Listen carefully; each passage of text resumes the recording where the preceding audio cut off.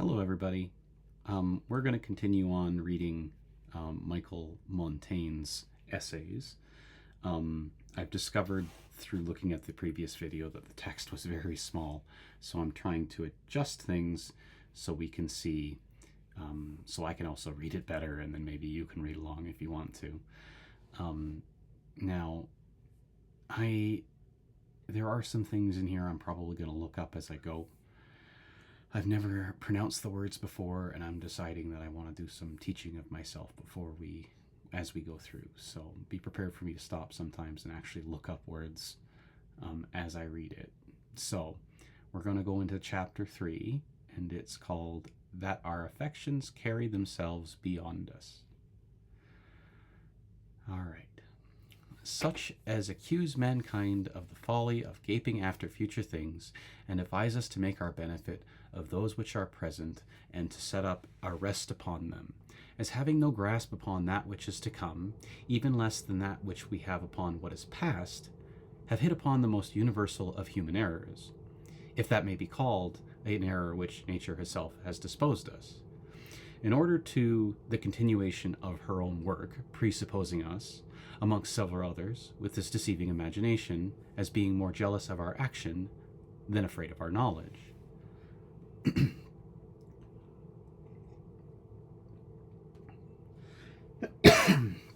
Excuse me.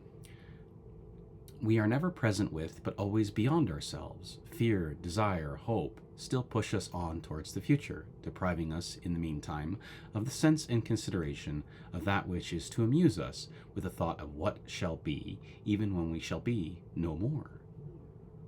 The mind anxious about the future is unhappy. Seneca.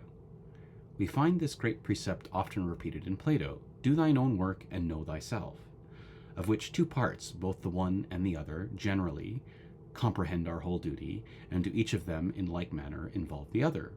For who will do his own work all right will find that his first lesson is to know what he is, and that which is proper to himself, and who rightly understands himself will never mistake another man's work for his own, but will love and improve himself above all other things, and will refuse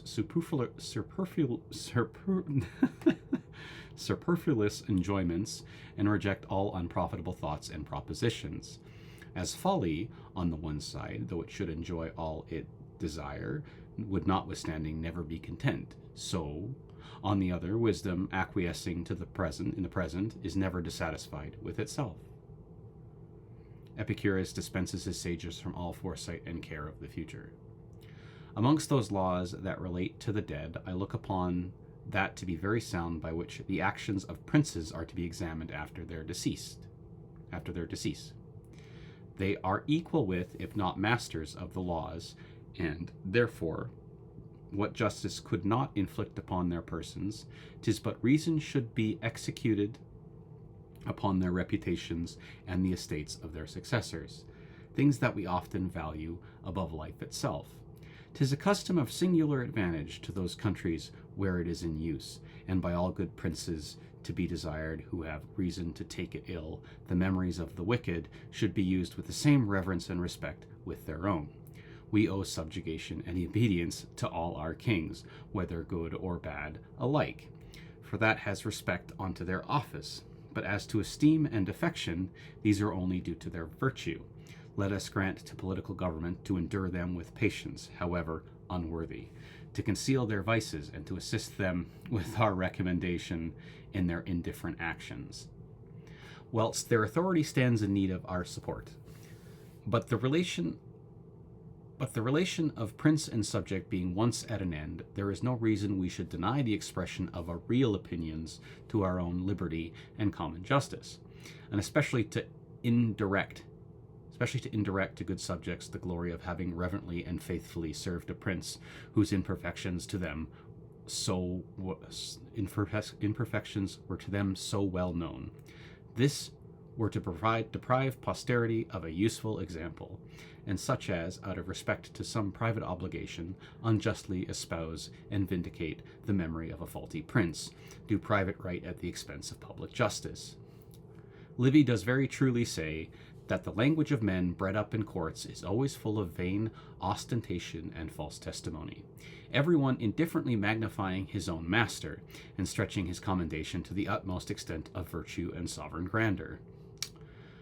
Some may condemn the freedom of these two soldiers who roundly answered Nero to his beard, the one being asked by him why he bore him ill will. I loved thee, answered he, whilst thou wert worthy of it. But since thou art become a parricide, an incendiary, a player, and a coachman, I hate thee as thou doth deserve. And the other, well, he should attempt to kill him, because, he said, I could think of no other remedy against thy perpetual mischiefs. Tacticus. But the public and universal testimonies that were given of him after his death, and so will be to all posterity, both of him and all other wicked princes like him, of his tyrannies and abominable deportment, who of sound judgment can reprove them. I am scandalized that in so sacred a government as that of the Lacedaemonians, there should be mixed so hypercritical a ceremony at the interment of their kings, where all their confederates and neighbors, and all sorts of degrees of men and women, as well as their slaves, cut and slashed their foreheads in token of sorrow, repeating in their cries and lamentations that the king, let him have been as wicked as the devil, was the best they ever had. By this means attributing to his quality the praise that only belongs to merit, and that of right is due to supreme desert, though lodged in the lowest of most inferior subject. Aristotle, who will still have had a hand in everything, makes a queer upon the saying of Solon, that none can be said to be happy until he is dead. Whether then he who has lived and died according to his heart's desire, if he have left an ill repute behind him, and that his posterity be miserable, can be said to be happy? Whilst we have a life and motion, we convey ourselves by fancy and preoccupation, whether and to what we please, but once out of being, we have no more of any manner of communication with that which is, and it had therefore been better by Solon that man is never happy, because never so till he is no more. Scarcely one man can, even in dying, wholly detach himself from the idea of life. In his ignorance, he must needs imagine that there is in him something that survives him, and cannot sufficiently separate or emancipate himself from his remains. Bertrand de Glucian, dying at the siege of the castle of Rancon near Puy in Auvergne, the besieged were afterwards, upon surrender, enjoined to lay down the keys of the palace upon the corpse of the dead general. Bartolomeo de Valino, an Venetian general, happening to die in the service of the Republic in Bersica, and his corpse being to be carried through the territory of Verona, an enemy's country, most of the army were inclined to demand safe conduct from the Veronese, but Theodoro Treviso opposed the motion, rather choosing to make his way by force of arms, and to run the hazard of a battle, saying it was by no means fit that he who in his life was never afraid of his enemies should seem to apprehend them when he was dead. In truth, the affairs of the same nature, by the Greek laws, he who made a suit to an enemy for a body, to give it burial, renounced his victory, and had no more right to erect a trophy, and he whom such suit was made was reputed victor. By this means it was that Nicaea lost the advantage he had visibly attained over the Corinthians, and the Agesilaus, on the contrary, assured that which he had before very doubtfully gained over the Boeotians. These things might appear strange. It had not been a general practice in all ages not only to extend the concerns of ourself beyond this life, but moreover to fancy that the favor of heaven does not only very often accompany us to the grave, but has also, even after life, a concern for our ashes, of which there are so many ancient examples, to say nothing of those of our own observation. That is not necessary, I should no longer insist upon it. Edward I, King of England, having in long wars betwixt him and Robert, King of Scotland, had experience of how great importance his own immediate presence was to the success of his affairs, having ever been victorious in whatever he undertook in his own person. when he came to die, bound his son in a solemn oath that, as soon as he should be dead, he should boil his body till the flesh parted from the bones, and bury the flesh, reserving the bones to carry continuously with him in his army, so often as he should be obliged to go against the Scots. Right here, as if destiny had inevitably attached victory to his remains. John Ziska, the same who, in vindication of Wycliffe's heresies, troubled the Bohemian state, left ordered that they should flay him after his death, and of his skin make a drum to carry in the war against his enemies, fancying it would contribute to the continuation of the success he had always obtained in the wars against him. In like manner, certain of the Indians, in their battle with the Spaniards, carried with them the bones of their captains, in consideration of the victories they had formerly obtained under his conduct.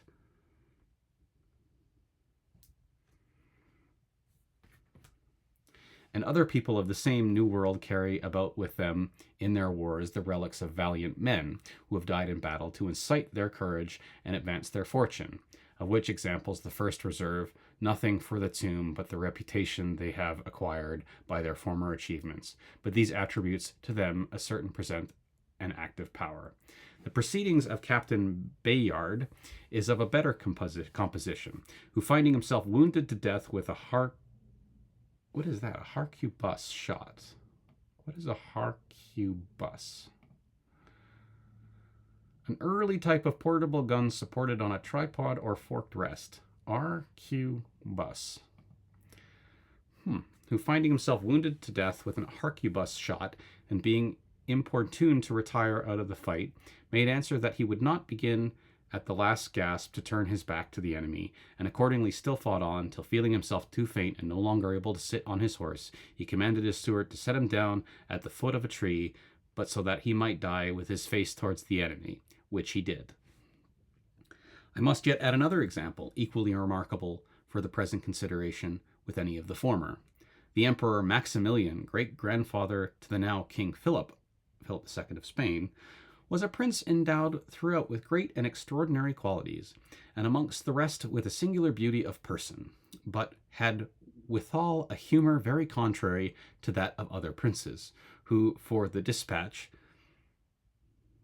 of their most important affairs, convert their close stool into a chair of state, which was, that he would never permit any of his bedchamber, how familiar soever, to see him in that posture, and would steal aside to make water as rigorously as a virgin shy to discover to his physician or any other whomsoever those parts that were accustomed to conceal.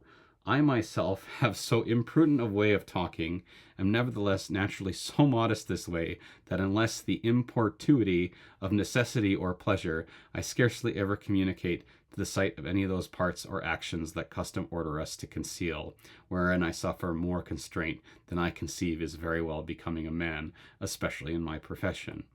But he nourished this modest humour to such a degree of superstition as to give express orders in his last will that they should put him on drawers as soon as he should be dead, to which methinks he would have done well to have added that he should be blindfolded too, and put them on. The charge that Sirius left with his children, that neither they nor anyone should either see or touch his body after the soul was departed from it, I attribute to some superstitious devotion of his, for both his historian and himself, amongst their great qualities, mark the whole course of their lives with a singular respect and reverence to religion. Excuse me. We're up here. I was by no means pleased with a story told me by a man of very great quality and a relation of mine, and one who had given a very good account of himself, both in peace and war, that coming to die in very old age, of excessive pain of the stone, he spent his last hours of his life in an extraordinary solicitude about ordering the honour and ceremony of his funeral, pressing all the men of condition who came to see him to engage their word to attend him to his grave, importing this very prince who came to visit him at his last gasp with the most earnest supplication that he would order his family to be there, and presenting before him several reasons and examples to prove that it was a respect due to a man of his condition, and seemed to die content, having obtained this promise, and appointed the method and order of his funeral parade. I have seldom heard of so persistent a vanity. Another, though contrary curiosity, of which singularity also, I do not want domestic example, seems to be somewhat akin to this, that a man shall cudgel his brains. I'm assuming that's a, basically shoot his brains out, but let's just see what that is. Cudgel, a short, thick stick used as a weapon. Okay. Shall cudgel his brains at the last moments of his life to contrive his obsequious. What is obsequious? His funeral rites. To contrive his funeral rites to so particular and unusual a parsimony as of one servant with a lantern. I see his humor commended, and the appointment of Marcus Aemilius Lepidus, who forbade his heirs to bestow upon his hearse even the common ceremonies in use upon such occasions. It is yet temperance and frugality to avoid expense and pleasure, of which the use and knowledge are impeccable to us. See here an essay in cheap reformation. If instruction were at all necessary in this case, I should be of opinion that in this, as in all other actions in life, each person should regulate the matter according to his fortune. And the philosopher Lycon prudently ordered his friends to dispose of his body where they should think most fit, and as to his funeral, to order it neither too superfluous or too mean. For my part, I should wholly refer to the ordering of this ceremony to custom, and shall, when the time comes, accordingly leave it to the discretion of those lot who shall fall to do me that last office. The care of death, the place of sepulchre, the palms and equipides are rather consolations to the living than succors to the dead. August. Which made Socrates answer Crato, who at death asked him how he would be buried. How you will, said he. If I were to concern myself beyond the present about this affair, I should be most tempted, as the greatest satisfaction of this kind, to imitate those who in their lifetime entertain themselves with the ceremony and honors of their own obsequies beforehand, and are pleased with beholding their own dead countenance in marble. Happy are they who gratify their senses by insensibility and live by their death. I am ready to conceive of an implacable hatred against all popular domination, though I think it most natural of equitable of all, so oft as I call to mind the inhuman injustice of the people of Athens, who, without remission or once vouchsafing to hear what they had to say for themselves, put to death their brave captains, newly returned triumphant from the naval victory they had attained over the Lacedaemonians near the Gynserian Isles, the most bloody and obstinate engagement that ever the Greeks fought at sea, because after the victory they followed up the blow and pursued the advantage presented to them by the rule of war, rather than stay to gather up and bury their dead. And the execution is yet rendered more odious by the behavior of Diomedion, who, being one of the condemned, and a man of most eminent virtue, political and military, after having heard the sentence, advancing to speak, no audience till then having been allowed, instead of laying before them his own cause or the impiety of so cruel a sentence, only expressed a solicitude for his judges' preservation, besieging the gods to convert this sentence to their good, and praying that, for neglecting to fulfill the vows which he and his companions had made, in acknowledgement of so glorious success, that they might draw down the indignation of the gods upon them, and so without more words went courageously to his death.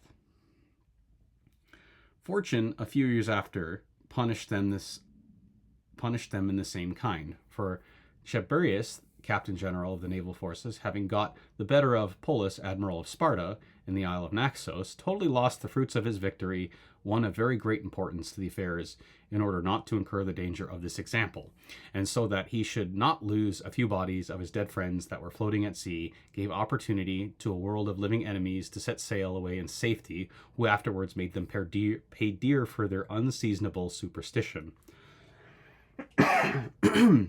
Dost thou ask where thou shalt lie after death, where things not born lie that never been had? Seneca. This other restores the sense of repose to a body without a soul. Nor let him have sepulchre wherein he may be received, a haven for his body, where life being gone, that body may rest from its woes. as nature demonstrates to us that several dead things retain yet an occult relation to life. Wine changes its flavor and complexion in cellars according to the changes of season from the vine from whence it came, and the flesh of venison alters its condition in the powdering tub, and its taste according to the laws of the living flesh of its kind, as it is said. The thing about this this essay, just as an observation, if you're facing death, I suppose, you might want to feel a little in control. So, if you see people being very particular about how they want their funeral or how they want to be buried or who should be there and why they should be there, I always take that to mean, for example, my life that I had is leaving it and it's out of my control. So I'm going to reach out and grab the things that I want to control, the things that I feel in control of. It's empowering in like a grand, unempowering situation.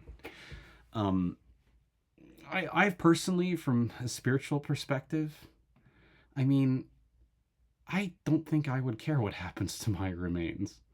It doesn't really matter to me. I'm not around to care about it, right? It's not like I really care about appeasing some supernatural idea or any of that kind of stuff.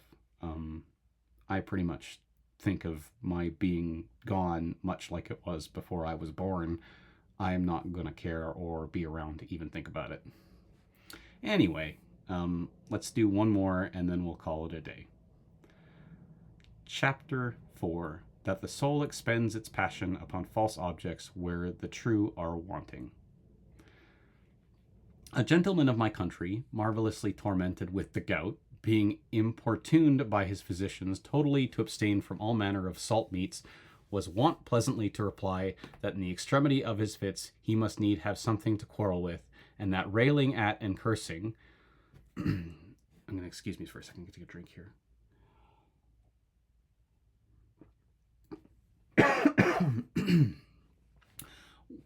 Railing and cursing, one well the Bologna sausages, and the other the dried tongues of the hams, with some mitigation to his pain. But in good earnest, as the arm, when it is advanced to strike, if it miss the blow and goes by the wind, it pains us, and as also that to make a pleasant prospect, the sight should not be lost and dilated in vague air, but have some bound and object to limit it, circumscribe it as a reasonable distance. As the wind loses its force diffused in void space, unless its strength encounters the thick wood. So it seems that the soul, being transported and discomposed, turns its violence upon itself, if not supplied with something to oppose it, and therefore always requires an object at which to aim, and whereupon to act. Plutarch says of those who are delighted with little dogs and monkeys and the morous part that is in us, for want of a legitimate object, rather than lie idle, does after a manner forge and create one false and frivolous. As we see that the soul in its passions inclines rather to deceive itself by creating a false and fantastical a subject, even contrary to its own belief, that not to have something to work upon. After this manner, brute beasts direct their fury to fall upon stone or weapons that has hurt them, and with their teeth and even execute revenge upon themselves for the injury they have received from another. So the she-bear, fiercer after the blow from the Libyan's thong-hurled dart, turns round upon the wound, and attacking the received spear, twists it, and she flies. What causes causes of the misadventures that befall us do we not invent? What is it that we do not lay the fault to, right or wrong, that we may have something to quarrel with? It is not those beautiful tresses you tear, nor is it the white bosom that in your anger you so unmercifully beat, that with an unlucky bullet have slain your beloved brother. Quarrel with something else. Livy, speaking of the Roman army in Spain, says that for the loss of two brothers, their great captains all at once wept and tore their hair. 'Tis a common practice, and the philosopher Bion said pleasantly of the king, who by handsful pulled his hair off his head for sorrow, does this man think that baldness is a remedy for grief? I like that line. Who has not seen peevish gamesters chew and swallow the cards and swallow the dice in revenge for the loss of their money? Xerxes whipped the sea and wrote a challenge to Mount Athos. Ceres employed a whole army several days at work to revenge himself on the river Aginus for the fright it had put him into passing over it, and Caligula demolished a very beautiful palace for the pleasure his mother once enjoyed there. Pleasure, unless Palliser or originally displeasure, must be understood here ironically, for the house was one in which she had been imprisoned. Seneca. I remember there was a story current when I was a boy that one of our neighboring kings, probably Alfonso the 11th, having received a blow from the hand of God, swore he would be revenged, and in order to it made proclamations that for 10 years to come no one shall pray to him, and so much as mention him throughout his domains, or, so far as his authority went, believed in him, by which they meant to paint not so much the folly as the vainglory of the nation of which this tale was told. They are vices that always go together, but in truth such actions as these have in them still more of presumption than want of wit. Augustus Caesar, who, having been tossed with a tempest at sea, fell to defying Neptune, and in the pomp of the Cretian games, to be revenged, disposed his statue from the place it had amongst other deities, wherein he was still less excusable than the former, and less than he was afterwards, when, having lost the battle under Quilius Varus in Germany, in rage and despair, he went running his head against the wall, crying out, "O Varus, give me back my legions!" For the exceed of all folly, forsomuch as impiety is joined therewith, invading God himself, or at least fortune, as if she had ears that were subject to our batteries, like the Phaeacians, who, when it thunders or lightnings, falls to shooting against the heaven with Tartarian vengeance, as if by flights or arrows they intend to bring God to reason, though an ancient poet Plutarch tells us we must not trouble the gods with our affairs, they take no heed of our anger and disputes. But we can never enough descry the disorderly sallies of our minds. This makes me think of people, I'm going to use the States, where they shoot into the air at things, or they get mad and they just shoot things, like firing arrows. You got to have a target. I don't really think that's true. I think people who have to have a target are addicted to being angry. I mean, you can be upset about something without having a target. You don't need to be, there's no blame. I mean, people who are always looking for blame don't really understand the nature of life, you know? I'm gonna call it here. My throat is beginning to really tap out on me. Thank you very much for listening. Okay.